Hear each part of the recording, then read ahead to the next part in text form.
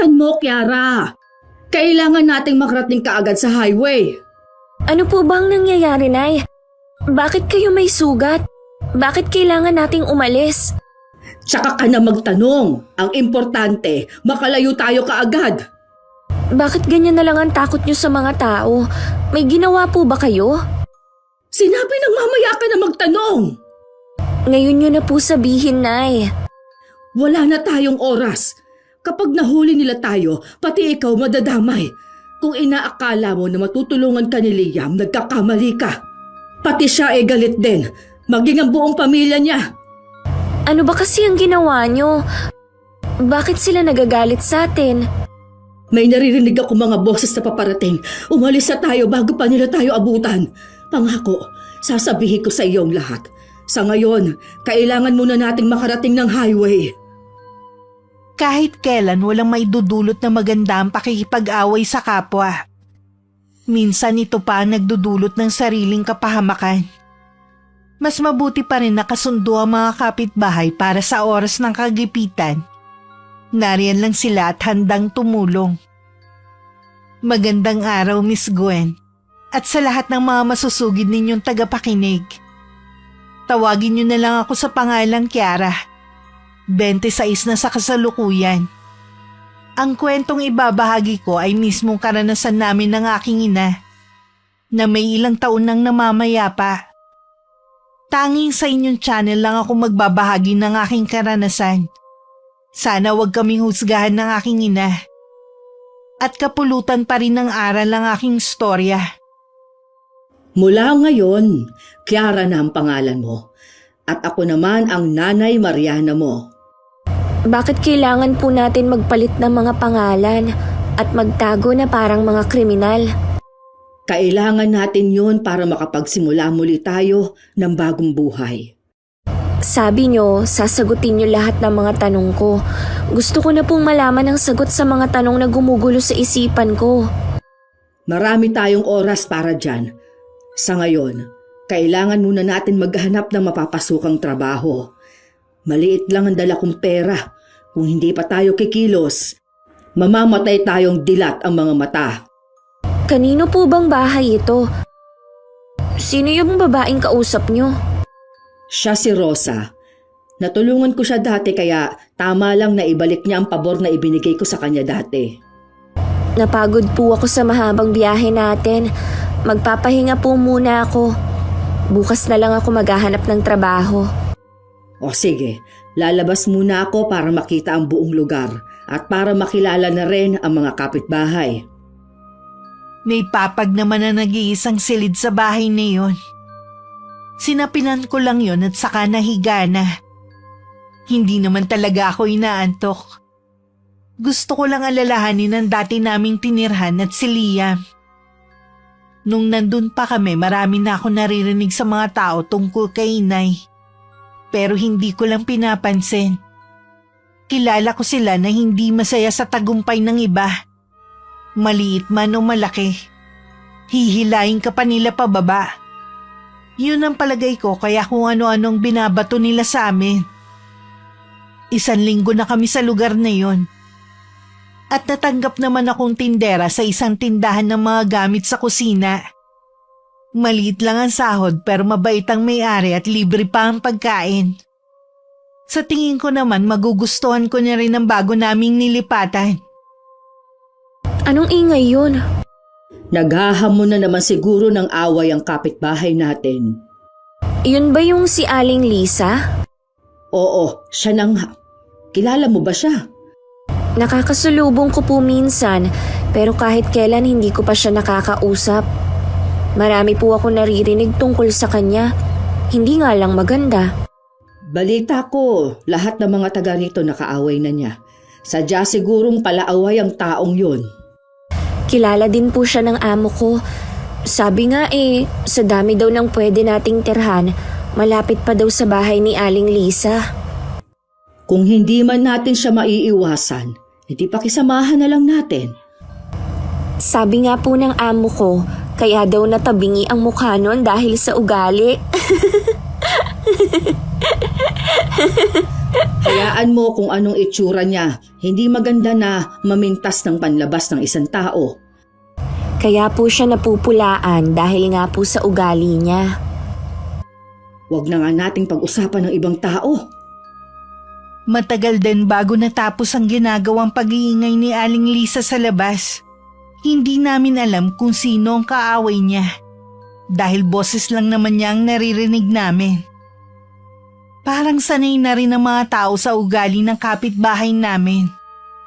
Siguro masasanay din kami ni Inay sa katagalan. Likas na rin kay Inay ang pagiging maawain sa mga bata. Kaya kahit sinabihan ko na siya na wag nang manggamot, hindi rin niya napigilan ng sarili na gamutin ng isang batang may sakit na anak ng isa naming kapitbahay.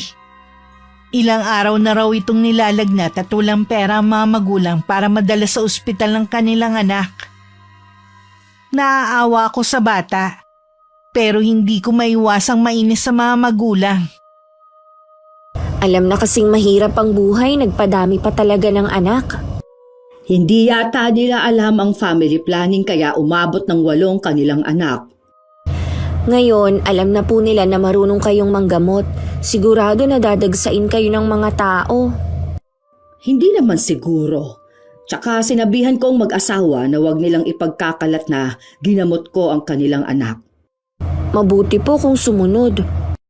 Malalaman natin. Ang importante bumuti na ang lagay ng bata. Kayo lang naman po ang inaalala ko eh. Baka nakakalimutan nyo na kung bakit tayo napadpad sa lugar na to. Huwag mo nang ipaalala pa. Hanggang ngayon po, hindi nyo pa sinasabi ang totoong dahilan ng galit ng mga tao. Ang sabi nyo lang, kayo ang sinisisi sa pagkamatay ng anak ng konsehal sa atin. Alam ko po meron kayong hindi sinasabi sa akin eh. Sasabihin ko rin naman sa'yo pero hindi pa sa ngayon. Sabi na nga ba, yan na naman ang maririnig ko sa inyo. Kung tutuusin, mas maigi na ngang wala kang alam. Baka kasi maging sagabal pa sa iyo. Gusto ko pa rin pong malaman. Parang walang naiiwan na mga katanungan sa isip ko. Ano bang mga katanungan ang gumugulo sa iyo? Nung una, hindi ko po ito pinapansin. Pero mula nung tumakas tayo sa atin, naisip ko na baka totoo ang kumakalat na usapan noon sa lugar natin. Na isa akong mangkukulam. Ano po ba ang totoo? Alam nyo ba, madalas kayong ipagtanggol ni Liam noon laban sa mga nagsasalita ng masama sa inyo. Tapos sasabihin nyo sa akin nung gabing yun na galit ang buong pamilya ni Liam sa inyo. Nung gabing yon, namatay ang pinsan ni Liam. Habang ginagamot ko siya, bigla na lang siyang nangisay at lumabas lahat ng mga buhay na insekto sa kanyang bibig. Hinasisiguro ko na binarang si Eloisa pero hindi ko alam kung sino ang gumawa nun sa kanya. Iniisip po nila na kayo ang gumawa nun kay Eloisa? Ganun na nga, dahil sa kamay ko siya namatay. Sana po na hindi tayo umalis para malinis natin ang pangalan nyo. Paano ko malilinis ang pangalan ko kung lahat ng katibayan ay nagtuturo sa akin? Sige nga, isama mo pa ang galit ni konsehal at ang buo niyang pamilya. Hindi na sila makakapag-isip pa ng tama. Yung tungkol po sa kumakalat na mangkukulam kayo, totoo po ba yun? Hindi ko alam kung sino ang nagpapakalat nun pero totoo yon, anak. Nasa dugo natin ang pagiging mangkukulam. Pero matagal na panahon na nung huling ginamit ko ang kulam. Hindi na ako umimik ng mga oras na yon. Hinintay ko pang dugtungan ni Inay ang mga sasabihin niya. Pero hindi na rin siya nagsalita. Nang sulyapan ko siya, may luhang nangingilid sa kanya mga mata. Hindi ko alam kung para saan o kanino yon. Kahit na umamin si Inay sa akin, hindi naman nagbago ang pagtingin ko sa kanya. Iniwasan ko na lang nabanggitin ang tungkol sa tunay niyang pagkatao. May mga araw pa rin naman na naiisip ko ang mga pinagtapat niya sa akin. Sumasagi rin sa isip ko kung sa akin kaya niya ipapamana ang kaalaman niya sa kulam. Isang hapong pag-uwi ko, nadaanan ko ang kapitbahay naming si Aling Lisa. na may kaaway na naman. Umiwas na lang ako ng daan at saka hindi ko nilang pinansin na nangyayari. Parang hindi nagsasawa ang kapitbahay natin na makipag-away. Ano na naman kaya ang problema niya? Sa pagkakarinig ko kanina, yung si Malu daw, nagpa-estimate sa anak niya tapos nalaman niya kanina sa iba na nagpagawa ng bahay ng ina. Parang yun lang. Parang bubuga na siya ng apoy sa galit. Naririndi na nga rin ako eh. Kaya lang wala naman akong magagawa kundi magtiis. Tayo ang bagong salta dito. Dapat lang na tayong makisama sa mga taga rito. Nakikisama naman po tayo eh. Wala naman sigurong dahilan para awayin tayo ni Aling Lisa. Ang mga taong walang alam kundi maghamon ng away. Hindi yun nakakaalam ng tamang katwiran. Ibig kong sabihin, kahit wala tayong ginagawang masama, hahanap yun ng butas para maaway tayo. Nababasa ko naman ang kilos at kung anong iniisip niya. Kaya maging handa ka lang.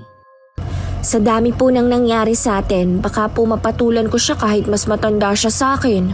Huwag mo nang patulan. Ako nang bahala sa kanya. Magsumbong ka lang kapag may ginawa siya sa'yo. Dahil may ginagawa pa si Inay, ako na lang ang naghanda ng hapunan namin. Si Inay pala tuwing araw ng linggo nasa labas ng simbahan para magtinda ng mga kandila. Ang ibang araw naman na nasa bahay siya, gumagawa naman siya ng basahan na kinukuha sa kanya ni Aling Rosa para ibenta. Masasabi kong kahit papano nakakaraos kaming mag-ina sa pang-araw-araw naming gastusin. Isang beses pareho kaming nasa bahay lang ni Inay nang biglang dumating si Aling Lisa. Malayo pa lang nakangiti na siya sa amin. Kasalukuyang nasa labas kami ng bahay. Nasa duyan ako noon, habang nanunood sa ginagawang pagtatanim ng halamang gamot ni Inay sa gilid ng bahay namin. Pasensya na kayo kung naabala ko kayo, Aling Mariana, sa ginagawa niyo. Patapos na rin naman itong ginagawa ko. Ano bang sadya mo? May gagawin ba kayo ng anak niyo sa Sabado? May trabaho ang anak ko sa araw na yun eh. Ako naman, marami ding ginagawa. Bakit mo naman naitanong? Ganun ba? Uupahan ko sana kayo mag-ina na tagaligpit sa Sabado. Birthday kasi ng anak kong binata. Maraming bisita ang darating eh. Pasensya ka na. Meron kasi kaming gagawin sa araw na yun. Malaki naman ang bayad ko sa pagpapaupa at libre ang pagkain. Baka pwede itong si Kiara na umabsent muna sa trabaho niya. Pasensya na po, Aling Lisa. Hindi po ako makaka-absent. Nakakahiya sa amo ko eh. Isang araw lang naman yon. Hindi ba pwede na pagbigyan niyo na ako? Hindi po talaga pwedeng, Aling Lisa eh. Baka naman nag-iinarte lang kayo. Mababa lang naman ang klase ng trabaho na meron kayo eh. Bakit hindi ka nalang magtanong sa iba? Sigurado naman na meron ka namang makukuha. Sabi mo nga, malaki ka naman magpaupa sa magtatrabaho sa'yo. Sigurado naman akong meron. Kayo lang ang una kong inalok dahil palagay ko, mas kailangan nyo ng ekstrang kita. Ganon naman pala eh. Kahit maliit lang kasi ang kita namin ng anak ko, kontento na kami dahil maayos ang trato ng mga taong nakakasalamuha namin. Minsan kasi, mas mahalaga pa rin kung paano kang tratuhin kaysa sa malaking kita. Sige, aalis na ako. Sa iba na lang ako magtatanong. Ay, mabuti naman umalis na siya. Ayoko talaga sa kanya. Kaya lang naman niya tayo inalok dahil wala na siyang makuha ng mga taga rito. Hindi naman daw kasi makatao ang trato niya sa lahat ng mga tauhan niya. Tsaka alam niya na may trabaho tayo, sa atin pa talaga inaalok. Gusto pa niyang umabsent ako, pambihira naman siya. Sana naman, sa minsan nating pagtanggi sa kanya huwag na tayong pag-initan. Lahat na ng kakilala ni Aling Lisa napuntahan na niya at natanong ng araw na yun. Ni isa wala siyang nakuha para sana maging tagaligpit sa araw ng kaarawan ng kanyang anak. Mainit tuloy ang ulo niya na umuwi ng bahay. Dati naman madali sa kanya makakuha ng mauupahang tao. Ngayon kahit malaki ang alok at libre naman ang kain, Walang pumayag kahit yung mga dati na niyang kinukuha. Sila pa talaga ang tumatanggi sa grasya. Pinakulo ng mag-inang yun ang dugo ko. Kabago-bago lang sa lugar na to eh. Akala mo kung sino na. Magsisisi talaga kayo sa ginawa niyong pamamaya sa akin. Hindi naman talaga mapera ang pamilya ni Aling Lisa. Pero lihitimong tagaron ng pamilya niya. At lahat ng mga anak niya na pagtapos nilang mag-asawa. Nang dumating si Lino, ang panganay niyang anak, sinabi niya rito ang tungkol sa handaan na magaganap sa Sabado sa kaarawan nito. Di ba sinabi ko naman sa inyo na ayoko maghanda? Mas gusto ko yung magsimba lang tayo, tapos simpleng hapunan lang dito sa bahay. Ang dalawa mong kapatid tuwing birthday nila lagi namin pinaghahanda ng ama mo. Kaya tama lang na ipaghanda ka rin namin. Ayoko nga po kasi ng party. Alam nyo naman na tamad akong humarap sa maraming bisita eh. Bakit ba kasi pinangungunahan nyo ako? Ikaw na nga itong bibigyan ng party, ikaw pa itong nagagalit. Hindi naman ako nagagalit pero sana nakinig na lang kayo sa akin. At saka sayang yung pera ko nagagastusin sa ganyan. Sigurado naman ako na hindi ko kilala ang karamihan sa mga bisita nyo eh. Paano yan? Nasabihan ko ng mga kamag-anak natin at kaibigan. Di sabihan nyo po uli sila na wala ng party. Ituloy na lang natin. Nasabihan ko na ang Tito Jiro mo na siya ang magluluto sa araw na yon. At i-deliver na yung baboy na kakatayin sa Biyernes. Wala po akong gagastusin para dyan. 10 kayo kukuha. Di ba sabi ko naman sa inyo na mag-iigpit muna tayo ng sinturon dahil malaking nagastos ko sa pagpapagawa ng bahay natin. Alam ko naman may pera ka dyan eh, ayaw mo lang maglabas. Ay, ayoko po makipagtalo sa inyo. Pagod na ako sa maghapong trabaho ko. Kung makapagsalita ka parang ikaw lang ang napapagod ah. Iba po kasi kapag nagtatrabaho sa labas kaysa dito lang sa bahay. Kaya nga ipaghahanda kita sa Sabado. Para makapag-relax ka. Ayaw mo naman. Ayoko nga po. Masaya na akong kasama kayong pamilya ko. Bahala ka na nga. Siya nga pala. Nakarating sa akin na inaway niyo si Aling Malu. Bakit niyo naman ginawa yun? Tapos parinig pa raw kayo ng parinig sa Facebook. Paanong hindi ko aawayin pagkatapos ng ginawa niya sa'yo? Sana hindi na lang kayo nakialam. Wala naman kasi kayong alam eh. Pati ako binibigyan niyo ng kahihiyan. Sila dapat ang mahiya, hindi ikaw. Hindi lang po yung kay Aling Malu, pati sa iba. Hindi ba kayo nagsasawa na mang-away ng ibang tao? Lagi na lang kayong laman ng tsismisan eh. Ikaw ba kinakahiya mo ko bilang nanay mo? Hindi ko po kayo kinahihiya, kundi yung mga ginagawa nyo. Ganun na rin yun. Pagkatapos ng mga ginawa ko sa'yo, ito pala mapapala ko. Ang ikahiya mo. Napabuga na lang ng hangin si Lino sa inasal ng ina. Para tuloy gusto niyang pagsisiyan na inungkat pa ang bagay na yon. Lahat kasi silang magkakapatid apektado na sa ginagawa ng kanilang ina. Pati tuloy ibang tao umiiwas na sa kanila sa takot na awayin sila ni Aling Lisa. Sumapit ang araw ng Sabado. Wala naman kami nakita ni Inay na handaan kina Aling Lisa ng araw na yon. Nang dumating si Aling Rosa para kunin ang mga basahan na ginawa ni Inay, sinabi nga nitong hindi nga daw natuloy dahil ayaw ng anak. Ilang beses ko nang nakakasalubong yung si Lino. Mukha naman po siyang mabait. Mabait nga siya, katulad ng nanay niya. Minsan, tinulungan niya akong buhatin ang mga ginawa kong basahan hanggang sa sakayan ng tricycle. Mabait nga siya. Siguro nagmana siya sa ama niya. Sabi kasi mabait daw yung si Mang Jimmy. Oo, nakita ko na rin siya minsan. Hay, Para saan naman ang pagbuntong hininga mo na yan? naalala ko lang po ang tinirhan natin. Ibang-iba po kasi sa tinitirhan natin ngayon. Tsaka namimiss ko na rin po ang mga kaibigan ko doon. Di ba't sabi ko naman sa'yo, kalimutan mo na ang lugar na yon. Ayoko nang marinig na babanggitin mo ulit ang nakaraan natin. Hindi ko lang po maiwasan na hindi maalala. Kung hindi po tayo umalis doon, malamang po nag-aaral na ako. Malaki kasi ang tsansa na makasama ako sa scholarship. Talaga bang gusto mo mag-aral? Oo naman po, iba pa rin kasi kapag may tinapos. Tsaka po gusto ko rin maibigay sa inyong maginhawang buhay. Pasensya ka na anak kung nahihirapan ka dahil sa akin.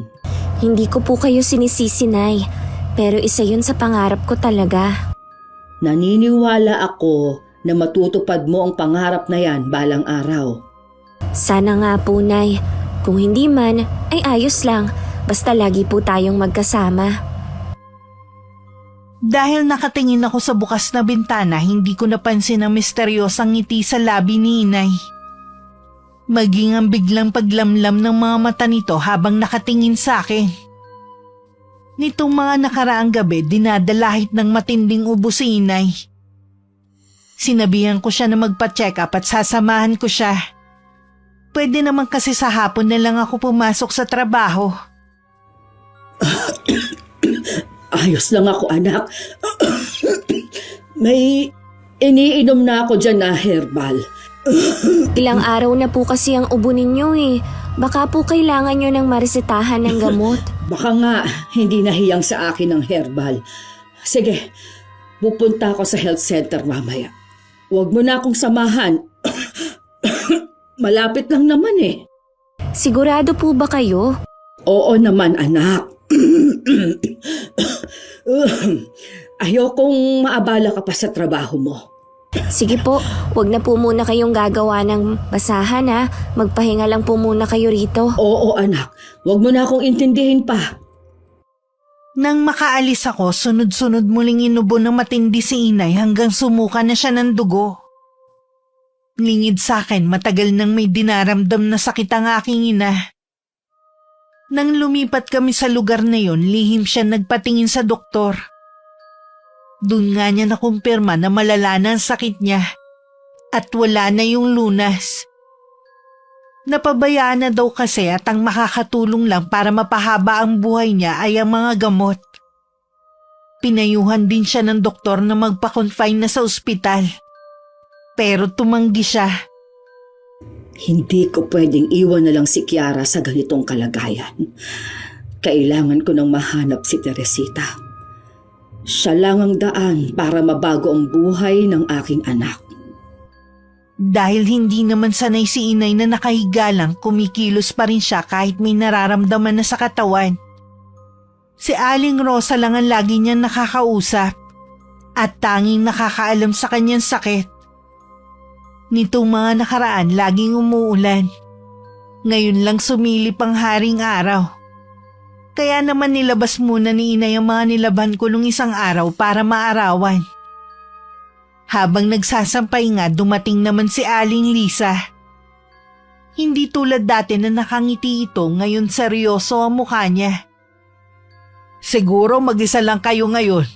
Oo, nasa trabaho ang aking anak. Ilang taon na kayo, Aling Mariana? 60 na ako. Bakit mo na itanong? Mas matanda pala kayo sa akin ng 5 taon. Mas mukha pa kayong matanda sa tunay niyong edad eh. Hindi nga kayo halatang mag-ina ng anak niyo. Para kayong maglola. Yan lang bang sinadya mo dito? Gusto ko lang kasing makipagkwentuhan sa inyo. Siyempre magkapit bahay tayo. Ilang buwan na kayong naninirahan dito pero wala pa akong alam tungkol sa inyo ng anak mo. Kaano-ano nyo nga pala si Rosa? Matagal na kami magkakilala ni Rosa. Ngayon lang kami ulit nagkita pagkatapos ng maraming taon. Akala ko kamag-anak kayo ni Rosa dahil pinayagan kayong tumira dito ng anak mo.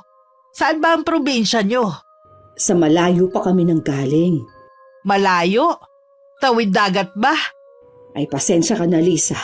Naalala ko meron pa pala akong gagawin sa loob at saka na lang tayo mag-usap. Sige. Bakit ba pakiramdam ko meron kang tinatago?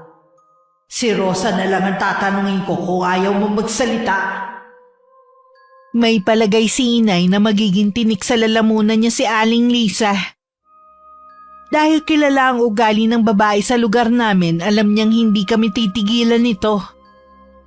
Kailangan mag-isip ng paraan si Inay kung paano mababaling sa iba ang atensyon ng babae Kahit masama ang pakiramdam tuwing may pumupunta para magpagamot kay inay, naglalaan siya ng oras. Yun nga lang, hapong-hapo siya pagkatapos. Dapat, Nay, hindi po muna kayo naggagamot. Tingnan nyo, naghahabol kayo ng pahinga. Para kayong kandilang nauupos eh. Kita mo nga na bata ang ginamot ko eh. Hindi ko kayang tiisin na makitang nahihirapan siya. Kesa naman po na kayong mahirapan. Pwede naman kayong manggamot kapag magaling na kayo eh. Kaya din siguro hindi mawala-wala ang ubo nyo dahil sa pagod. Huwag mo na akong sermonan. At hindi mo rin naman ako mapipigilan sa ginagawa ko. Sasagot pa sana ako nang may tumatawag sa labas ng bahay. Nang sumilip ako, si Aling Lisa pala. Kahit hindi ko pa siya pinapatuloy, kusa na siyang pumasok. Nakita pa niya na nakaupo si inay sa upuang kawayan. May kailangan po ba kayo, Aling Lisa? Nabalitaan ko kasi na marunong palang manggamot ang nanay mo. Magpapagamot sana ako eh. Ilang araw na kasing masakit ang likod ko.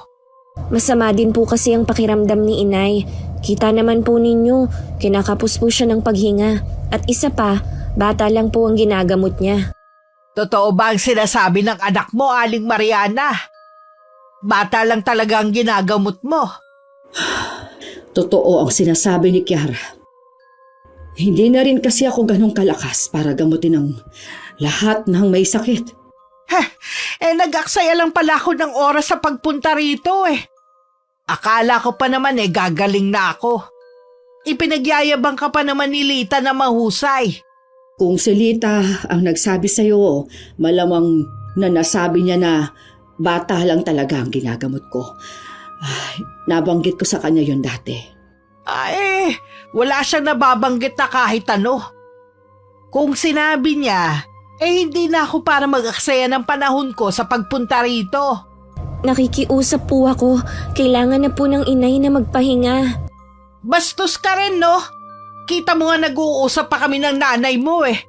Hindi mo kailangan sigawan ng anak ko. Bastos eh. Palibhasa kasi walang pinag-aralan. Hindi nga yata nakatuntong ng high school tong anak mo eh. Nakatapos naman po ako. Bakit ganyan ang asal mo? Ikaw ang bastos, Lisa. Nakakalimutan mo na yatang narito ka sa pamamahay namin. Alam ko. Baka kayo nakakalimot at dayo lang kayo rito. Hindi kami nakakalimot, kaya nakikisama kami sa mga taga rito. Nakikisama daw. Hindi nga kayo marunong pakiusapan eh. Kung masama pa rin ang loob mo dahil tinanggihan ka namin, nagpaliwanag na kami noon. Hindi naman pwede. Nahihinto kami sa ginagawa namin para lang pagbigyan ka. Baka alis na nga. Baka kung saan pa mapunta ang usapan na to. Ay, salamat naman at umalis na. Tara na po, Nay. Magpahinga na po kayo sa kwarto natin. Huwag mo na lang dibdibin ang mga sinabi niya. Opo, Nay. Mula ng araw na yun, kami na naging target ni Aling Lisa. Marami siyang reklamo sa amin at mga parinig. Para siyang batang hindi lang napagbigyan tapos matindi na ang tantrum. Nung una hindi na lang namin pinapansin. Pero nagulat na lang kami na merong pumunta na barangay tanod sa bahay. Inirereklamo daw kami ng kapitbahay namin na maingay sa gabi at hindi sila makatulog. Matindi kasi ang ubo ni inay sa gabi. Dahil siguro sa gabi malamig ang panahon. Ipinaliwanag ko naman ng maayos sa may edad ng lalaki. Naunawaan naman kami at humingi pa ng dispensa sa abala sa amin. Alam ko kung anong naglalaro sa isipan mo. Huwag mo nang ituloy pa. Kakausapin ko lang naman po eh. Yung mga ganong tao, hindi marunong pakiusapan. Sumusobra na po kasi siya. Alam ko. Meron ngang sinasabi si Rosa. Marami daw tinatanong sa kanya si Lisa tungkol sa atin. Mukha daw malaki ang pagdududa sa atin. Ano po ang sabi sa kanya ni Aling Rosa? Sinabi lang naman niya na iisang probinsya kami at doon kami nagkakilala. Hindi ako natatakot na ilalaglag tayo ni Rosa. Nay, ano po bang ginawa niyong pabor kay Aling Rosa? Bakit ganun na lang pong pagtulong niya sa atin at tiwala niyo sa kanya? Ilang beses ko na kasing tinulungan si Rosa noon sa pamamagitan ng kaalaman ko sa kulam. Sa tagal na panahon, ngayon lang ako humingi ng pabor sa kanya. Kung may iba lang nga tayong mapupuntahan ayoko na dito. Sabi nga ng amo ko, ibang klase daw talaga yung si Aling Lisa Kapag nakursunadahan kanya na awayin, hindi kanya titigilan. Huwag niya akong subukan dahil kapag napuno ako sa kanya, may kalalagyan siya sa akin. Alam ko po na kaya niyong saktan si Aling Lisa, pero huwag kayong gagawa ng isang bagay na pwedeng magpahamak sa atin. Pipigilan kong sarili ko hanggat kaya ko, basta't huwag ka lang masasaktan.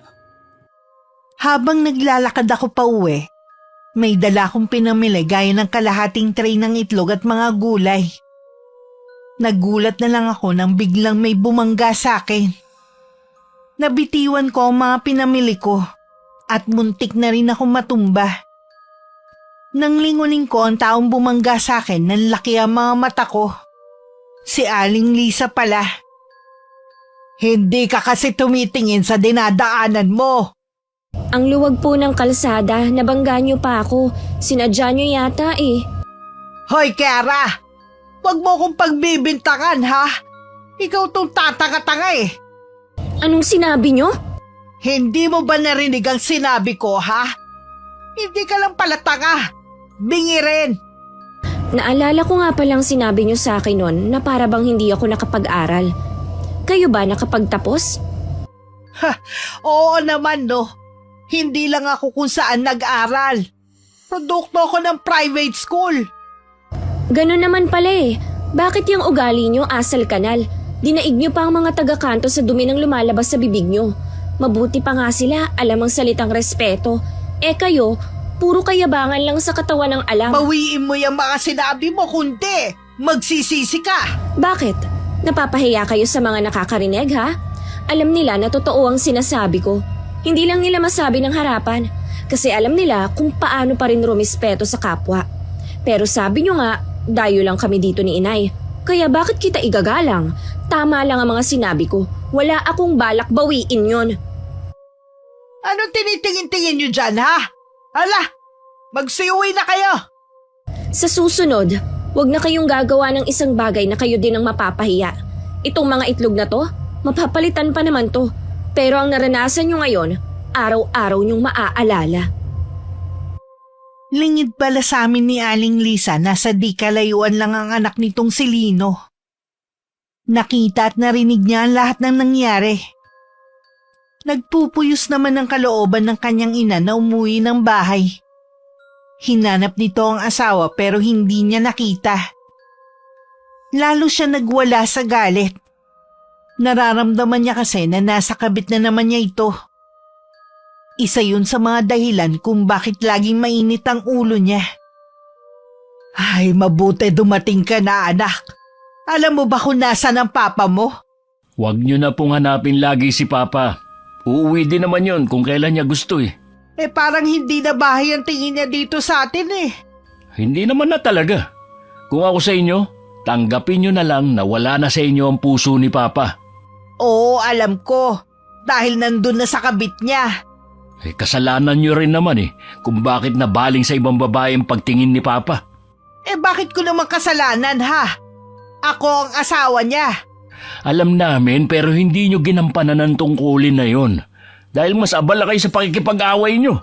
Katulad kanina. Tama bang banggain niyo yung babae, ha? Para naman kayong bata Nakita mo pala yun. Marami pa akong nasaksiyan sa mga ginagawa niyo sa mga kapitbahay natin. Ako na lang talagang nahihiya. Oo, inaamin ko. Sinadya kong banggain ng malditang yun. Narinig mo naman siguro kung anong mga sinabi niya sa akin. Walang preno ang bibig niya. Totoo naman kasi mga sinabi niya. Huwag niyong ipagyabang na nakatapos kayo kung ganyan din lang naman kagaspang ang ugali niyo sa ibang tao. Kahit kailan talaga, hindi mo man lang ako makampihan. Nanay mo ko. Minsan naiisip ko na dapat pinisil ko na lang ang ilong mo nung sanggol ka para hindi ka nabuhay ngayon. Ganyan niyo ako tratuhin, kaya hindi na ako nagtataka kung gaano kayo kasama sa ibang tao. Hindi mo naman kasi ko naiintindihan. Lagi ka nalang kumakampi sa mga taong hindi mo naman kadugo.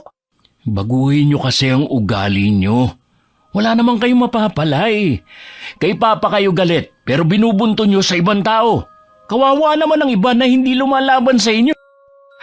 Wala kang karapatang utusan ako, ha? Kaya manahimik ka na lang kung hindi naman maganda ang sasabihin mo.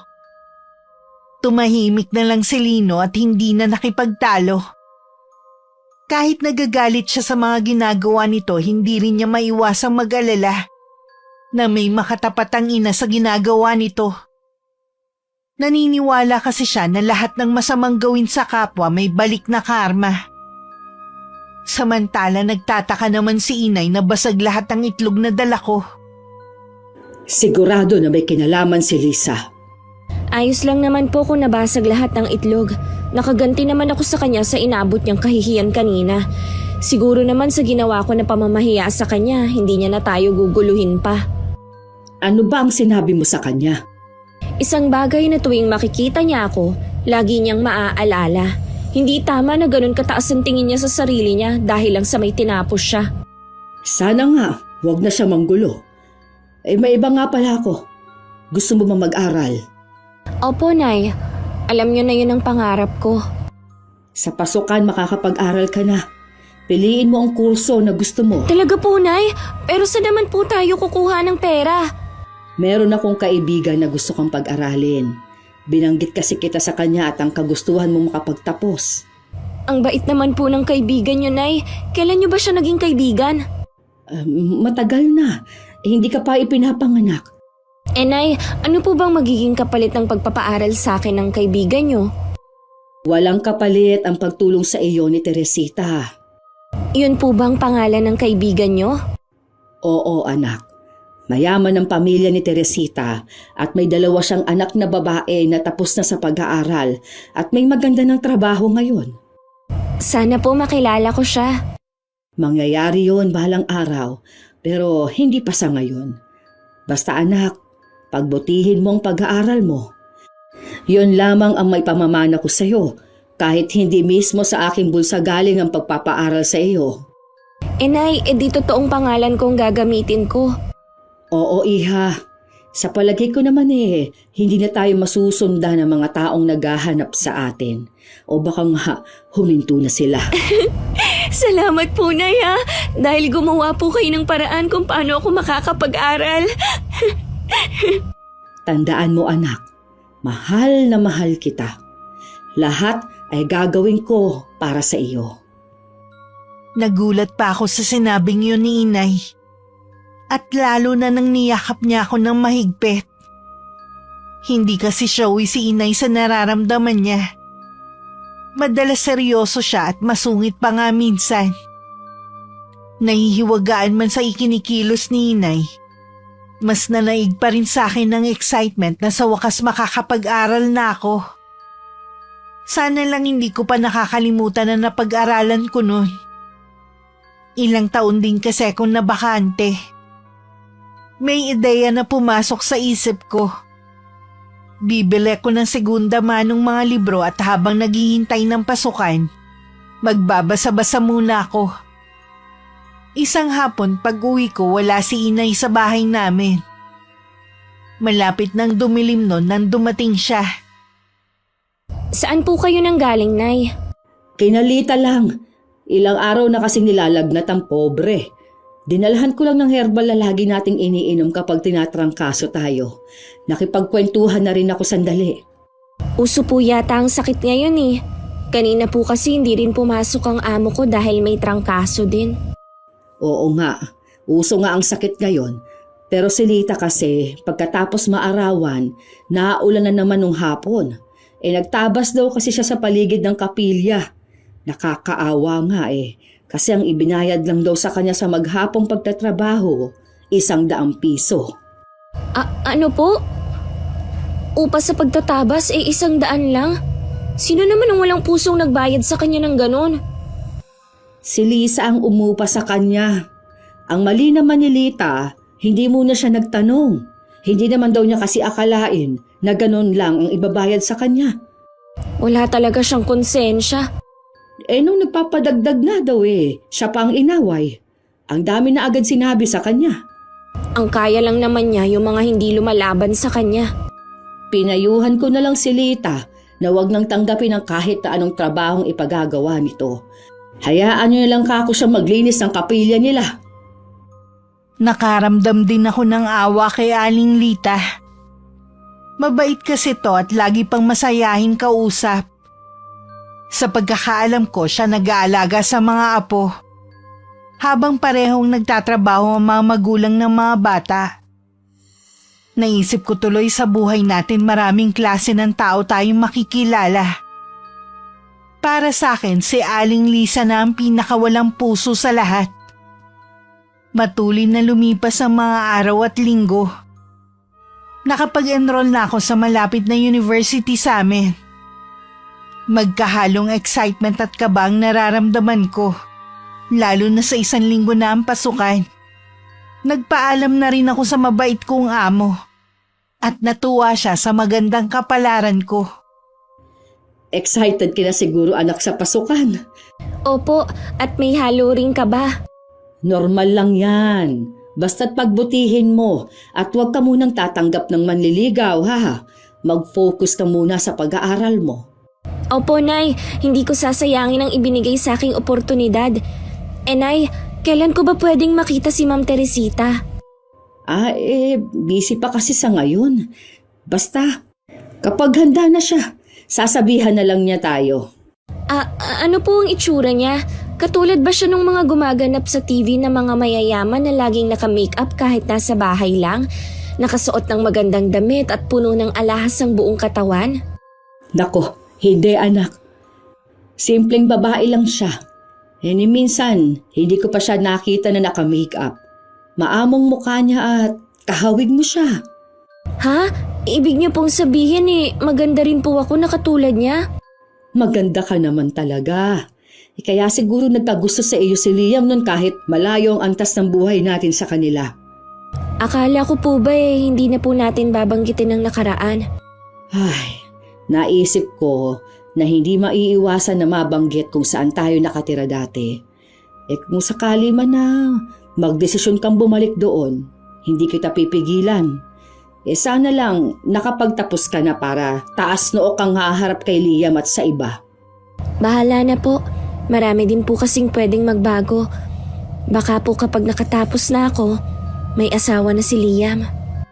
Gusto lang kitang bigyan ng permiso. Ayoko na lagi ka na lang maging sunod-sunuran sa akin. Tsaka, masanay ka rin na hindi ako ang laging kasama. Para pong may kakaiba sa pagsasalita ninyo. Marami lang akong napagtanto nitong mga nakaraang araw. Sana pala noon ko pa ito ginawa. Katulad po ng ano? Sana hindi ko nalang hinadlangan ang kagustuhan mong makapag-aral noon. Di sana ngayon, magtatapos ka na. Siguro po ito ang nakatakdang mangyari sa akin. Hinihingal na naman ako. Magpapahinga na lang muna ako sa kwarto ha. Talaga po bang magaling na kayo? Tingin ko sa inyo lalong nangangayayat. Oo naman. Di ba nga galing ako ng health center nung isang araw? Tsaka nakabuti yung pag-inom ko ng herbal. Sige po, Nay, magpahinga na muna kayo. Maliban sa bigla ang pagbagsak ng katawan ni Inay, wala naman akong kakaibang napansin sa kanya. Masigla naman siya at parang walang iniindang karamdaman. Dumating ang araw ng pasukan. Naging abala na ako nun para mapansin ang nangyayari sa paligid ko. Ganon din si Inay na lingid sa akin. Mag-isang lumalaban sa sakit niya. Diyos ko, ngayon lang ako tatawag sa inyo. Pahabain niyo pa ang buhay ko alang-alang sa anak ko. May kailangan pa akong gawin para masiguro ang magiging kinabukasan ni Kiara. 2 linggo na akong pumapasok noon nang dumalaw si Aling Lisa sa bahay. Si Inay lang ang nadatnan niya. Naabala sa pamimitas ng mga halamang gamot na kanyang tanim. Sinulyapan pa nito ang uniform na nakasampay. Totoo nga pala ang balita na nag-aaral ang anak mo. Paano nangyari yun? Ano ang ibig mong sabihin? Paano siya nakakapag-aral eh? Hirap na nga kayo sa pagkain niyo pa lang. Problema na namin yon. Ang mahalaga, makapagtapos ang anak ko para hindi siya basta nalang tapakan ng kung sino. Baka naman hindi estudyante ang anak mo. Baka naman... Huwag mo na lang ituloy ang sasabihin mo. Tingnan mo na lang ang uniform ng anak ko at kung saan siya nag-aaral. Madali lang naman manghiram ng uniforme at sabihin na nag-aaral eh. Alam ko rin ang logo kung saan siya nag-aaral kuno. Kaya nagdududa ko kung totoo nga ang sinasabi mo. Huwag mo na lang kaming pakialaman pa para hindi ka na namumroblema. Bakit ko naman kayo po problemahin eh? Mga kapitbahay ko lang naman kayo. Wala akong pakialam sa inyong mag-ina. Kung ganon, anong ginagawa mo dito sa harapan ko? Wala ka naman palang pakialam pero nakikipagtalo ka. Napadaan lang naman ako kaya naitanong ko na rin. Hindi naman sa ipinagtatabuyan kita ha. Marami pa kasi akong gagawin. Kailangan ko pang ilaga ang mga halamang gamot na ito. Napapansin ko lagi nyo na lang akong pinagtatabuyan eh. Kailangan mong intindihin na hindi lahat ng tao ay katulad mo na maraming oras. Sige, aalis na ako. Salamat naman at umalis na rin. Nakakaramdam na naman ako ng sobrang pagod. Lingid sa amin ni Inay, inalam pala ni Aling Lisa sa eskwelahan na pinapasukan ko kung doon ako nag-aaral. May pamangking kasi siya na doon din pumapasok. At yun ang inutusan niya. Dahil totoong pangalan ang ginamit ko, walang nakuhang impormasyon tungkol sa akin. Salamat, Iha. Pasensya ka na sa abala, ha? Tama talagang hinala ko na sinungaling ang mag-inang yun. Wala kaming kamalay-malay na kung ano-ano na ang pinagkakalat ni Aling Lisa na paninira laban sa akin. Dahil dayo lang kami, mas marami ang naniwala sa kanya. Dahil nangako ako kay Inay na puro pag-aaral lang ang iisipin, hindi ko nalang pinapansin ang malilisyosang tingin na ibinibigay sa akin ng mga tao. Kailangan kong magtapos. Iyon ang paulit-ulit kong sinasambit sa utak ko. Dahil kilala na mabait si Inay at marami na rin siya natulungan sa lugar, meron din naman ang nagmamalasakit sa amin katulad ni Aling Lita. Sinabi nito ang mga ginagawa ng kapitbahay namin. Aling Mariana? Ano ginagawa mo riyan? May hinihintay ka ba? Inaabangan talaga kita. Ganitong oras ka daw lumalabas. Kung may kailangan ka sa akin, pwede mo naman akong puntahan sa bahay ko. Bakit kailangan mo pa akong abangan dito? Ano ang ipinapakalat mong maling impormasyon tungkol sa anak ko? Hindi ko alam ang sinasabi mo. Huwag mo nang ipagkaila pa. Alam kong ikaw lang ang pwedeng gumawa noon. Ganyan ba katindi ang galit mo sa amin ni Kiara? Tigilan mo nga ako, ha? Sa tingin mo kaya mag-aaksaya ako ng panahon sa inyong mag-ina, ha? Pinag-aaksayahan mo nga ng panahon ng pakikipag-away sa mga taong hindi lumalaban sa'yo. Kaya umamin ka na. Huwag mo nang ipagkaila pa. Wala akong aaminin sa'yo. Tsaka, bakit ba nagagalit ka sa kumakalat at chismis tungkol sa anak mo? Kung hindi yun totoo, baliwalain mo na lang. Hindi ko babaliwalain ang chismis na ikaw ang may kagagawan. Sinisira mong reputasyon ng anak ko. May anak ka ring babae. Kung sa kanya kaya gawin yon, matutuwa ka kaya? Malabo mangyari ang sinasabi mo. Ang layo naman ng anak ko kay Kiara. Oras na hindi mo bawiin ang ipinapakalat mo, pagsisisihan mo ang ginawa mo. Huwag mo nga akong pinagbabantaan, ha? Hindi nga sabi ako nagpapakalat na bayarang babae ang anak mo. Sige lang, magsaya ka. Darating din ang sandali na pagdurusahan mong lahat ng mga ginawa mo. Talagang ginagalit mo ako, ah. Mabuti naman umalis na siya. Sinira lang niya ang araw ko. May lakad ng araw na yun si Aling Lisa pero hindi na lang siya tumuloy. Umuwi na lang siya sa bahay nila. Nagtaka naman si Lino kung bakit bumalik agad ang ina. Bala kasi nitong puntahan ng kabit ng asawa sa bago nitong nilipatan. Dun dapat siya mag-e-eskandalo at ipapahiya ang babae ng mister. Oh, bakit po kayo bumalik? Nagbago na ba ang isip nyo? Hay nako, nabuisit kasi ako kaya hindi na ako tumuloy. Sino naman po nagpainit ng ulo nyo? Sino pa ba? Di ang kapitbahay natin. Sina Aling Mariana at Kiara? Wala nang iba. Aba, inabangan ba naman ako ng Mariana na yun malapit sa terminal ng tricycle? Pwede naman akong puntahan dito sa atin eh. Oy, ano po ang pakay niya sa inyo? Ako ang pinagbibintangan niya na nagpapakalat ng chismis tungkol sa anak niya. Tingin ko naman totoo ang balita eh. Inalam ng pinsan mo kung dun nga nag-aaral ang babaeng yun. Wala naman daw record dun eh. Bakit naman kailangan nyo pa kasing gawin yan? Wala naman dapat kayong pakialam sa kanila eh. Nagtataka lang naman kasi ko kung bakit nakakapag-aral ang babaeng yun eh. Kulang pa ang kinikita nila sa pagkain araw-araw. Marami pong paraan para makapag-aral ng isang tao. Pwedeng dahil sa scholarship. Magastos pa rin ang magpaaral. Sa pamasahe pa lang mamumulubi na sila. Ay, mulubi na nga pala sila. Hinusgahan nyo na agad ang mag-ina batay sa kung ano lang ang nakikita nyo. Hindi ko sila hinuhusgahan. Yun naman talaga ang totoo eh. Tsaka nung tanungin ko si Mariana, bakit hindi niya masagot ang tanong ko kung paano nakakapag-aral ang anak niya? Kung totoo ngang estudyante si Kiara o hindi, hindi na sana kayo nakikialam sa kanila. Naghahanap lang kayo ng gulo eh. Talaga bang ayaw nyo ng tahimik na buhay? Matagal na ako nagtitimpi sa mag-inang yun na akala mo kung sino. Mga dayo lang naman dito sa atin. Mabuti nga masira ang reputasyon ng anak niya. Tapos sasabihin nyo na hindi kayo nagpakalat ng chismis tungkol kay Kiara. Huwag mo sabihin na kinakampihan mo na naman sila. Kumakampi lang ako sa kung ano ang tama. Kahit tingin mo mali, ako pa rin dapat ang kampihan mo dahil mama mo ko. Napapailing na lang si Lino sa mga pinagsasabi ng nanay niya. Dahil likas na mabait ang binata, nakakaramdam siya ng awa sa aming mag-ina.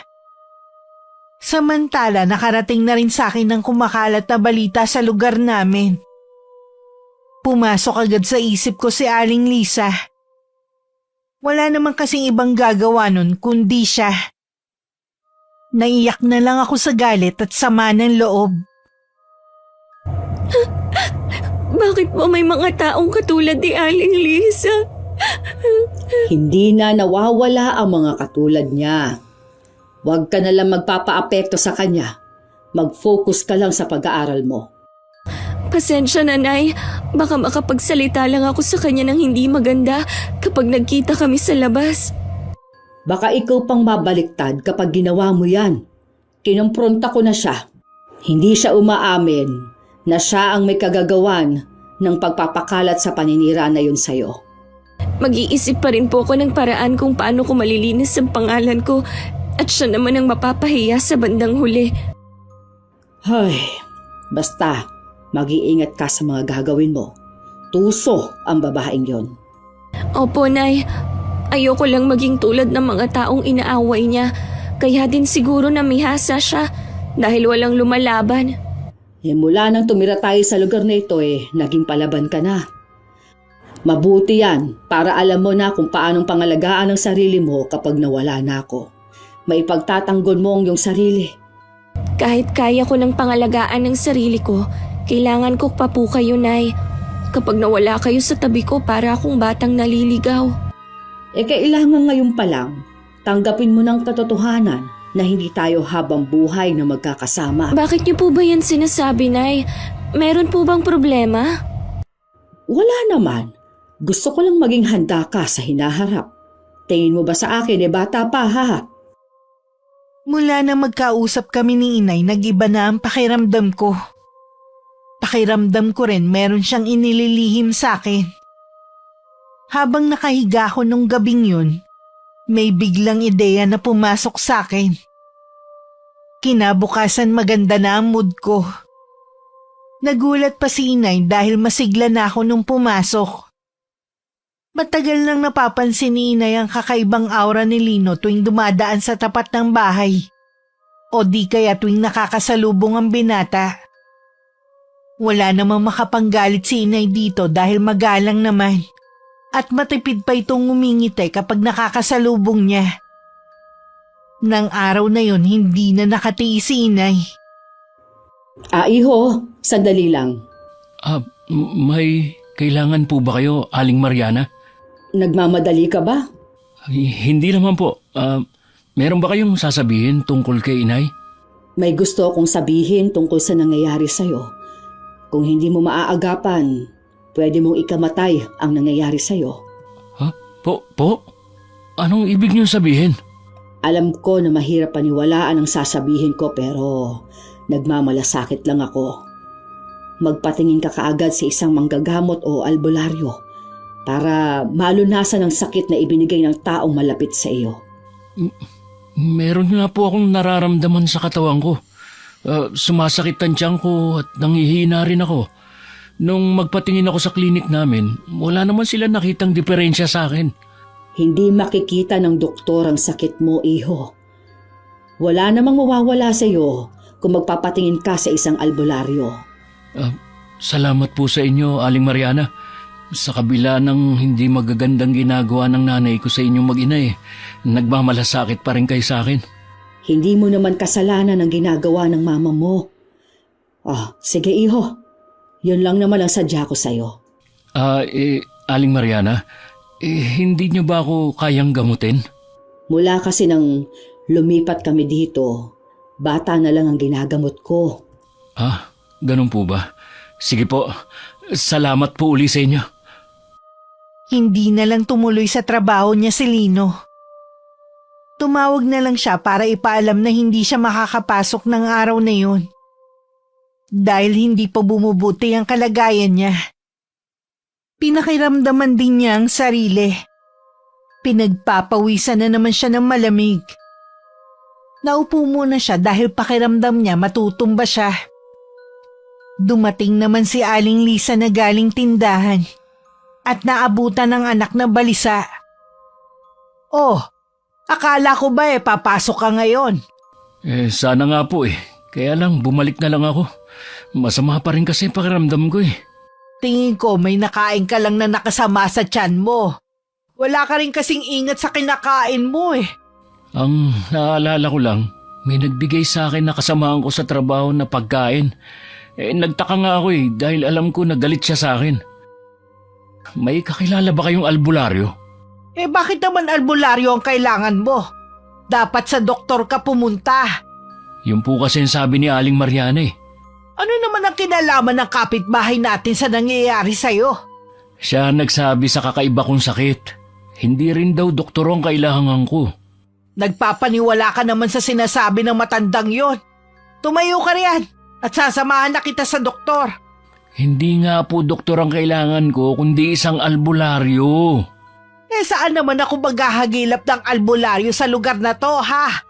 Ang huling albularyo na kilala ko Nabatay na, bata ka pa. Pwede po bang magtanong-tanong kayo sa mga kakilala o kamag-anak natin? Sigurado ako wala din silang alam kung saan makakahanap ng albularyo. Ano? Ayaw mo ba talaga magpa-check up sa doktor? Hindi na po.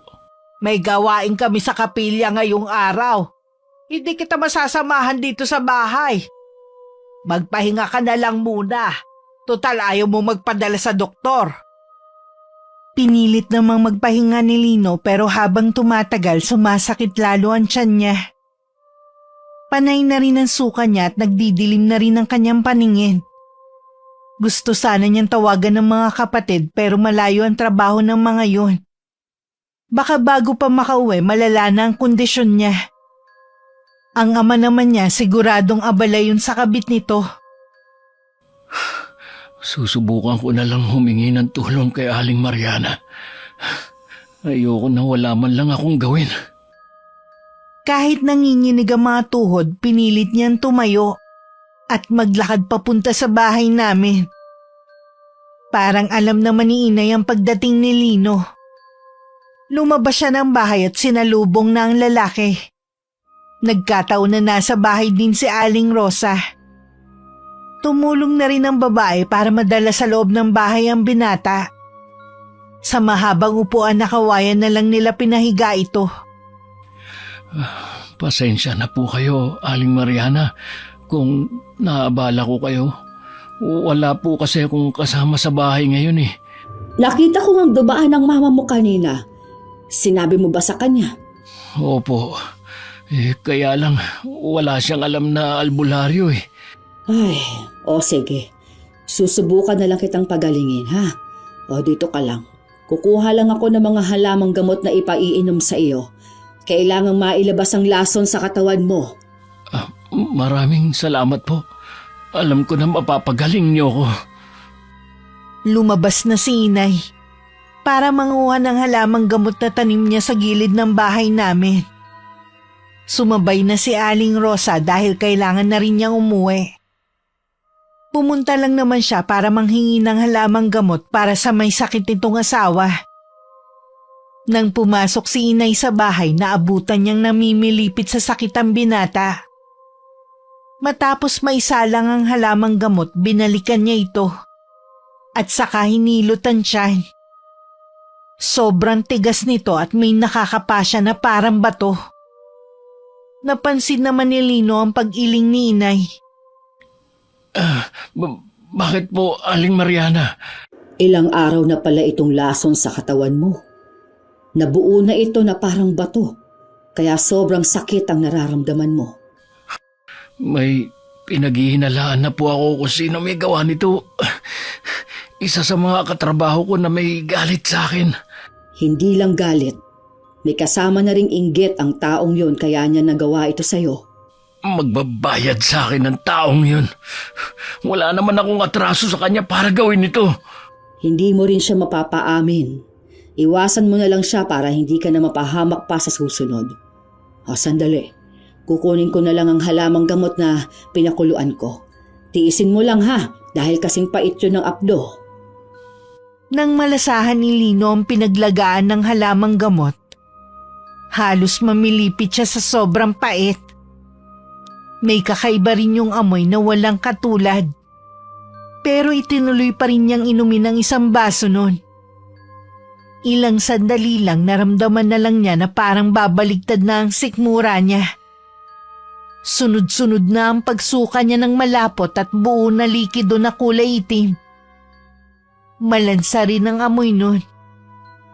Hinang-hina siya pagkatapos. Nailabas ko na kaya lahat ng lason? Pakiramdam ko pati mga laman loob ko sasama ng palabas eh. Oo, iho. Nailabas mo ng lahat. Salamat naman at naagapan ng pagkalason mo. Ay, salamat sa Diyos at sa inyo po. Maya-maya lang manunumbalik na rin ang sigla mo. Pwede ka na rin makauwi sa inyo. Habang nasa kapilya naman si Aling Lisa, iniisip niya ang anak. Akala niya sandali lang siya pero inabot na ng tanghalian, naroon pa rin siya. Marami kasing tinatalakay sa kanila si Pastora. Nang hindi na makatiis, nagpaalam siyang uuwi muna sa isa sa mga kasama. Dinahilan niya na kailangan niyang dalhin sa ospital ang anak. Habang pauwi nakita niya ako nakasama ang mga kaklase ko. Ang isa sa mga kasama ko kakilala niya. Nang magtama ang mga mata namin, umiwas siya ng tingin. At tuloy-tuloy lang na naglakad na parang hindi ako kilala. Pagdating sa bahay nila, hindi niya naabutan si Lino. Saan kaya siya nagpunta? Hindi kaya nagpunta na siya sa doktor? Kailangan matawagan ko siya para masundan ko sa ospital. Nakailang tawag na si Aling Lisa pero hindi sinasagot ng anak ang tawag niya. Sinubukan na rin niyang tawagan ng asawa at ang dalawa pang anak pero ganun din. Hindi rin sila sumasagot. Sa inis, naihagis niya ang hawak na cellphone sa sofa. Wala talaga maaasahan sa kanila. Ito namang asawa ko malamang nasa bahay ng kabit kaya ayaw sumagot. Nasaan ka na ba, Lino? Dapat hindi ko siya iniwan eh. Siya na nga lang ang nagmamalasakit sa akin. Ang dalawa niyang kapatid lagi namang kumakampi sa ama nila. Eh baka pati siya mawalan na rin ng amor sa akin. Paano na ako? Sinubukan ulit tawagan ni Aling Lisa ang anak pero ganun pa rin. Puro ring lang ang kanyang naririnig. Balak na sana niyang lumabas para hanapin ito at ipagtanong sa mga kapitbahay kung meron nakakita sa binata. Tsaka naman ito umuwi. Eh saan ka ba nagpunta ha? Kanina pa kita tinatawagan ayaw mong sagutin. Pasensya na. Naiwan ko dito yung cellphone ko eh. Baka naka-silent kaya hindi mo naririnig na nandito lang. Halika na. Pumunta na tayo sa ospital ngayon din. Para ano? Eh di ba masama ang pakiramdam mo? Umalis nga ako sa kapilya namin dahil nag-aalala ako sa iyo eh. Okay na po ako ngayon. Magaling na ako. Galing ka na ba sa doktor? Galing po ako kay Aling Mariana.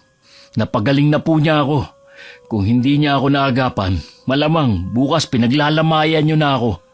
Nagpapaniwala ka na naman sa matandang yon na marunong siyang manggamot? Paano niyo may papaliwanag na napagaling niya ako? Magpasalamat na po tayo na may mabait at maaasahan tayong kapitbahay. Kaya sana naman, huwag niyo na silang awayin. Sino naman ang may sabi sa'yo na inaaway ko sila ha? Tinatanggi niyo pa alam ko at ng mga taga rito ang ginagawa niyo. Tigilan niyo na rin ang pagkakalat na maling impormasyon kay Kiara. Nakasalubong ko nga siya kanina. May mga kasama siya.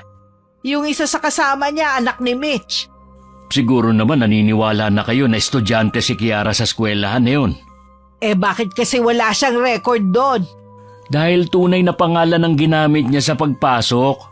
Ibig sabihin hindi niya tunay na pangalan ng Kiara? Eh bakit kailangan may alias pa sila? Baka po palayaw niya lang yung Kiara. Masyado kasi kayong mapanghusgi. Ngayon na napatunayan niyo na at nang iba pa na mali ang kumakalat at chismis, kayo lang naman ang napahiya eh. O ngayon, kayo naman ang pagchichismisan. Subukan lang nila na pag-usapan ako. Palilintikan sila sa akin. Nakikiusap ako sa inyo. Tigilan niyo na ang mag-ina. Utang ko kay Aling Mariana ang pangalawa kong buhay. Malaki talaga ang paniniwala mo na matandang yun ang nagpagaling sa'yo. Palay mo naman na wala kang sakit. Simpleng sakit lang ng tiyan. Tapos kunwari lang ang panggagamot niya sa'yo para magkaroon ka ng utang na loob sa kanya. Ako nagkaroon ng sakit. Alam ko na hindi lang simpleng pananakit ng tiyan ang nangyari sa akin. Magaling si Aling Mariana. Napagaling niya ako. Akala ko nga mamamatay na ako kanina eh. Mabuti na lang talaga. Pinilit kong makarating sa bahay niya. Alam ni Lino na hindi pa rin naniniwala sa kanya ang ina. Hinayaan na lang niya. Umaasa na lang siya na balang araw magbabago rin ito. Kinabukasan, pagpasok niya nalaman niyang umalis na sa trabaho ang kasamahan na may galit sa kanya. Mas lalo niya na sigurong ito nga talaga ang naglason sa kanya. Sa pag-alis ng katrabaho, nagkaroon naman siya ng peace of mind. Samantala, lalo naman nagalit si Aling Lisa sa aming mag-ina. Hindi niya matanggap na sa aming kumakampi ang anak niya. Marami na rin kasi ang nakikisimpatya sa amin. Hindi matanggap nito na siya ang lumalabas na masama. Bakit ba ang aga mong manggulo sa bahay namin? Ano? Bahay niyo? Eh patira lang kayo dito ni Rosa. Eh sige na, nakikitira lang kami dito. O ano bang kailangan mo? Sino ba kayo mag-ina? Bakit kailangan palitan ng mga pangalan niyo? Hindi ko alam ang sinasabi mo. Huwag ka na magsinungaling pa.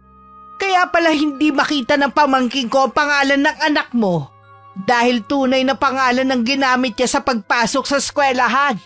Eh di inamin mo na rin na ikaw ang nagpakalat ng paninira sa anak ko. Oo, ako nga. Napakayabang kasi ng anak mo eh. Dayo lang naman kayo rito. Bakit ba? Ganoon na lamang ang kainit ng dugo mo sa amin ng anak ko, ha? Nagtanong ka pa talaga? Ang mabuti pa, umalis na kayong mag-ina. Lumipat na kayo ng ibang bahay.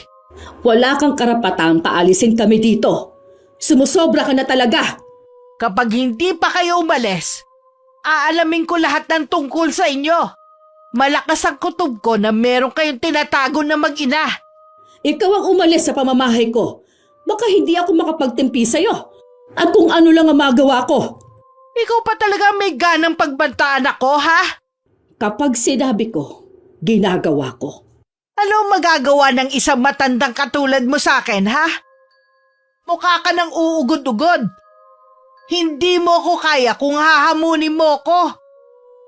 Baka nga pati tunay mong edad binago mo eh. Tingin ko kasi sa'yo nasa 80 na. Nagulat si Aling Lisa sa biglang ginawa ni Inay.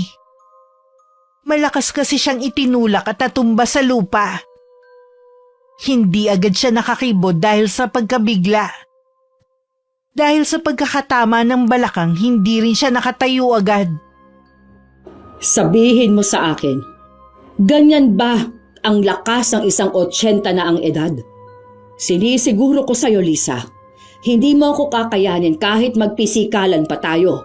Kaya kung ako sa'yo, habang kaya ko pang pigilan ang sarili ko, tantanan mo na kami. Walang yaka, matanda ka! Nagawa mo pa ako itulak! Magbabayad ka! Hindi mo nga magawang tumayo dyan. Ikaw ang magbabayad sa akin ng mahal kung may gagawin ka na naman na masama laban sa amin. Ma, anong ginagawa niyo dyan? Lino, anak, tulungan mo ako. Hindi ako makatayo. Tinulak ako na matandang yan. Kinakausap ko lang naman siya eh. Baliw na yata ang matandang yan eh. Ang galing mo ring babae.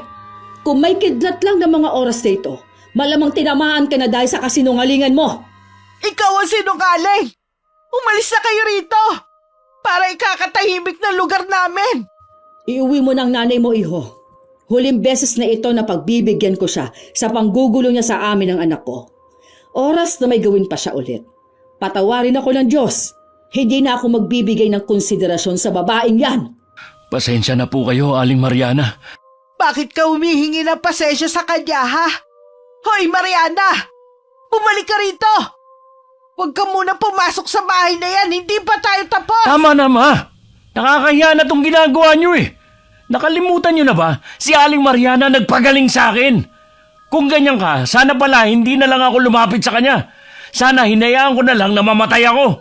Total, wala naman kayong pakialam sa akin eh. Mas mahalaga pa sa inyo yung pagsisimba sa kapilya nyo, pero ang sama naman ng ugali nyo. Wala kang modo! Nanay mo ko pero pinagsasalitaan mo ko ng ganyan. Tama lang sa'yo ang sampalin. Sanay na naman ako sa pananakit nyo mula bata eh. Lino, saan ka pupunta? Tulungan mo muna akong makauwi. Lino, bumalik ka rito. Dinadalahit na matinding ubo na naman si Inay. Sumuka na rin siya ng maraming dugo. Alam niya hindi na magtatagal ang buhay niya. Tinatanggihan na rin ng katawan niya ang mga iniinom na gamot.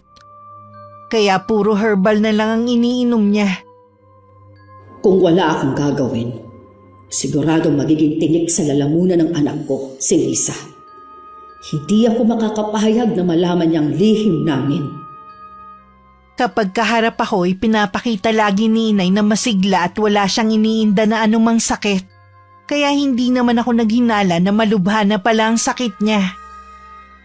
Napansin ko lang sa kanya na hindi na siya gumagawa ng basahan at nagtitinda ng kandila sa labas ng simbahan. Sagana din kami sa pagkain at hindi ko problema ang pamasahe at panggastos ko sa pag-aaral. Nasasabik na tuloy ako makita si Ma'am Teresita para personal sana makapagpasalamat sa kanya. Nay, kailan po uli kayo magkikita ni Ma'am Teresita? Matagal pa, iha. Bakit mo naman na itatanong? Gusto ko po kasi kayong samahan. Gusto ko na kasi siyang makita sa personal at makapagpasalamat. Dahil kasi sa kanya ay nabago ang buhay natin. Hindi mo kailangan tumanaw sa kanya ng utang na loob. Bakit naman po? Malalaman mo rin balang araw. Ay siya nga pala, Nabanggit ko kay Teresita ang tungkol sa problema sa kapitbahay natin dito. Nag-aalala rin siya sa iyo kaya nagmungkahi siyang lumipat tayo ng bahay. Matagal ko na po talagang gustong lumipat ng bahay. Kaya lang, saan naman? Kaya ba nating umupa kahit maliit na kwarto? Kung talagang gusto mo nang umalis dito, maghanap ka ng bahay na maliit malapit sa pinapasukan mo. Huwag mong alalahanin ang pagbabayad sa upa. Huwag niyo pong sabihin na si Ma'am Teresita din po ang magbabayad. Oo, iha. Gusto kasi niya na maging komportable ka. Hindi rin kasi siya mapapalagay dahil alam niyang meron tayong kapitbahay na walang alam lang gawin kundi ang makipag-away. Ang bait naman po ni Ma'am Teresita. Kahit ano yatang hilingin natin, ibibigay niya agad eh. Siya na lang yata ang ganon. Sinabi rin niya, lahat ng kailangan at gusto mo, sabihin mo lang. Ibibigay niya.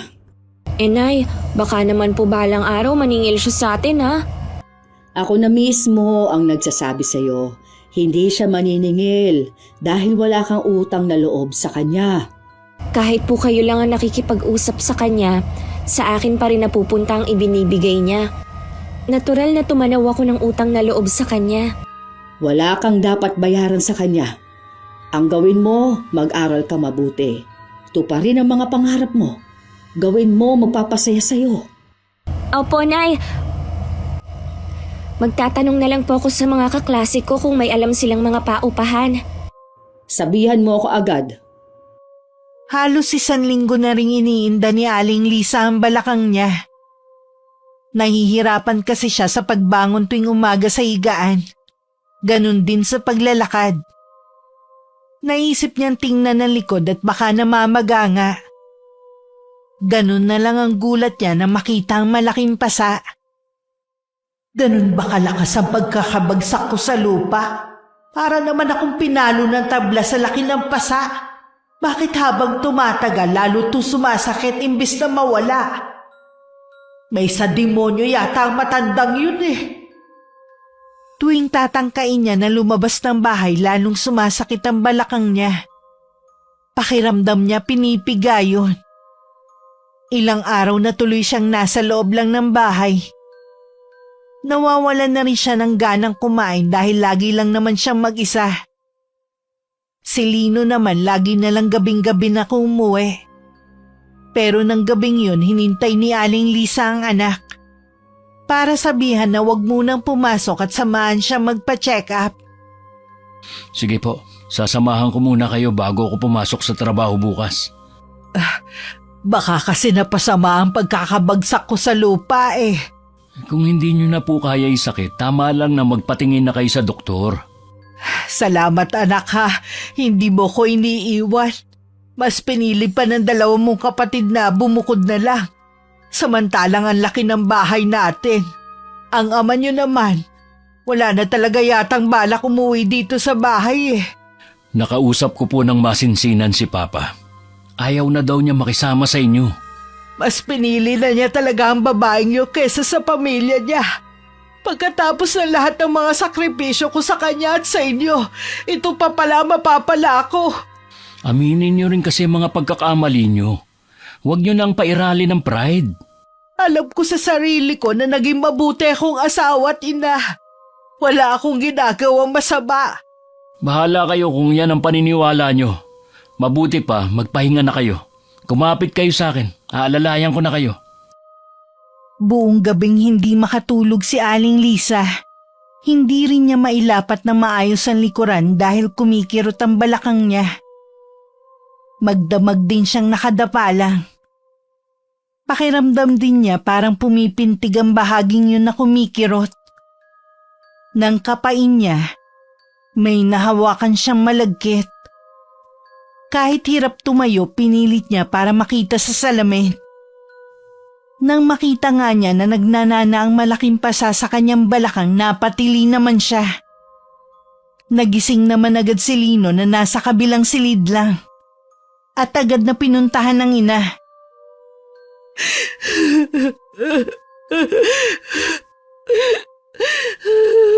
Tahan na po. Sige, dadaling ko na kayo ngayon sa ospital. Huwag na nating hintayin na mag-umaga. Hindi ko maintindihan kung ano ba nangyayari sa akin, iho. Doktor lang ang makakapagsabi kung ano ba nangyayari sa inyo.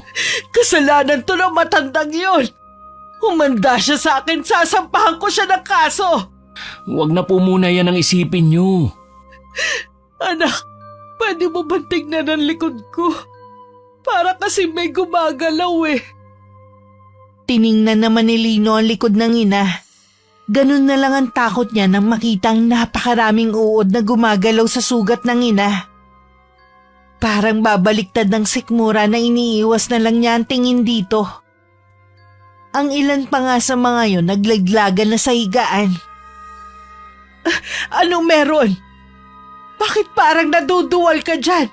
Nakakadiri na ba ha? Hindi ko po alam kung paano sasabihin eh. Sabihin mo kung anong meron. Inuud po yung sugat nyo. Ha? Tanggalin mo ang mga yan, Lino. Alisin mo. Takot ako sa uod. Napakarami ng mga to, ma. Halos mapuno na ang buong sugat nyo eh. Dalhin mo na ako sa ospital. Huwag ka lang tumayo dyan. Sige po, pakikiusapan ko lang si Tito Glenn na samahan kayo. Pagdating ng mag-ina sa ospital, agad naman silang inasikaso ng mga doktor. Nagtataka naman si Lino kung bakit pagdating nila doon, nawala na parang bula ang mga uod sa sugat ng ina. Nagamot naman agad ang sugat at niresetahan sila ng gamot. Pinalabas din agad sila ng araw na yun. Dahil hindi naman daw maluba ang sugat nito. Pero pagdating sa bahay, bumalik na naman ang mga maliliit na uod sa sugat ni Aling Lisa. Umiiyak naman sa matinding sakit ang babae. Wala na itong ginawa kundi sumigaw. Kahit ang mga gamot na nireseta, hindi rin tumatalab. Sa labas ng silid ng ina, napapaisip naman si Lino. Hindi pangkaraniwan ang sakit ni Mama. Hindi kaya kinukulam siya. Sino naman ang gagawa?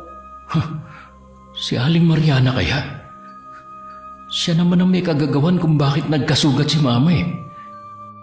Nang makatulog ang ina, iniwan na muna to ni Lino. Pumunta siya sa bahay at naabutan pa niya sa labas si Inay. Hindi na naman siya nagulat sa biglaang pagsulpot ng binata sa amin. Sinulyapan lang niya ito bago binalik ang atensyon sa ginagawa. Bakit niyo po binubunot yung mga halaman niyo, Aling Mariana? Ililipat ko kasi ito sa mga paso. Ha? Bakit naman po? Sa lilipatan kasi namin ng anak ko walang lupang katulad nito. Aalis na po kayo? Oo, iho. Para sa kapakanan ng anak ko. Aling Mariana, kaya pala ako narito dahil meron akong tatanong sa inyo. Tungkol ba sa nangyayari sa mama mo? Ha? Opo. May kinalaman po ba kayo? Kung sabihin ko sa'yong meron, ano ang gagawin mo? Makikiusap po ako sa inyo. Natigilan niyo na ang mama ko. Hirap na po kasi siya eh. Ginawa ko yon para turuan ng leksyon ng mama mo.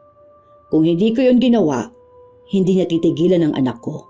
Ilang beses ko nang pinalampas sa mga ginawa niya sa akin. At lahat yon binaliwala ko. Basta, tantanan lang niya si Kiara. Ang hirap pakiusapan ng nanay mo. Hanggang sa huli, nagmamataas pa rin siya. Aling Mariana, gagawin ko po lahat para mapatawad niyo lang ang mama ko.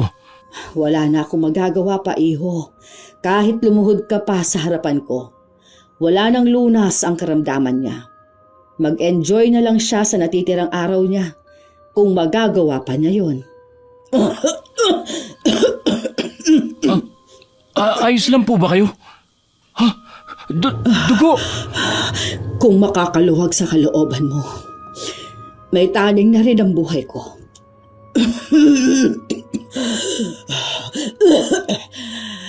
Ilang buwan na lang o baka swertehin pa akong umabot ng 1 taon.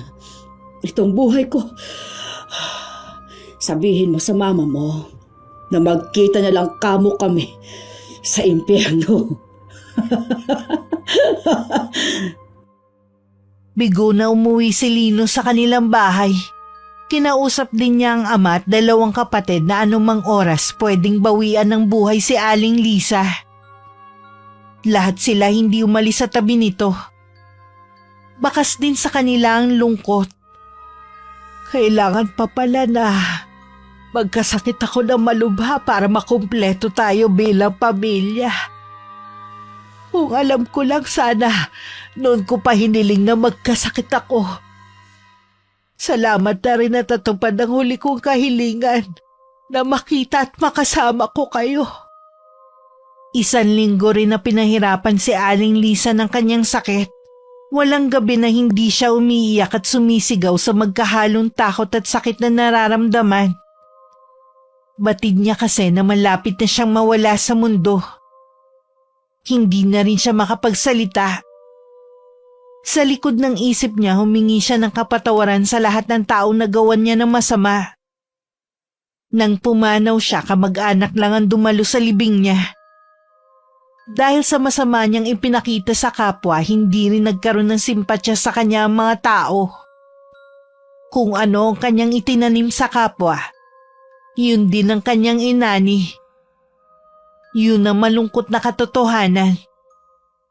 Samantala, hindi na rin naitago ni Inay ang sakit niya sa akin. Nakaratay na lang siya ng mga sandaling yun. Anak, meron sana akong ipagtatapat sa iyo. Alam ko na po na si Ma'am Teresita ang tunay kong ina. Nung nag-aayos po tayo ng mga gamit sa paglilipat, nakita ko po ang diary nyo. Kayo ang nagpaanak sa kanya at saka ko iniwan sa inyo. Bunga lamang po ako ng panggagahasa sa kanya. Para hindi masira ang pamilya niya, iniwan ako sa inyo. Matagal ka nang hinahanap ng nanay mo. Mabuti na lang natuntun ko siya at gusto niyang bumawi sa iyo. Alam ko, mahirap gawin pero patawarin mo na siya. Nagkausap na rin po kami at nagkapatawaran. Matiwasay na akong aalis dahil alam ko na maiiwan kita na nasa mabuting kalagayan. Pero Nay, kayo po ang kailangan ko, hindi ang material na pwedeng ibigay ng tunay kong ina. Hindi ko rin gustong iwan ka. Kung alam mo lang na ginawa ko ang lahat para magtagal pa itong buhay ko, siguro parusa na rin ito sa akin dahil sa mga nagawa ko noon. Meron sana akong hiling sa iyo.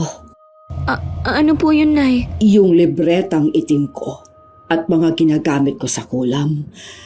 Gusto kong isama mo sa libingan ko. Gusto kong sa akin na magtatapos ang kaalamahan ng pamilya ko sa itim na karunungan. Opo, Nay. Huwag ka nang malungkot, anak. Pwede bang ipabaon mo sa akin ang maganda mong ngiti? Nay, hindi ko kayang mawala kayo sa akin. Mas gugustuhin ko pa po yung dati nating buhay. Kahit mahirap, basta magkasama tayo.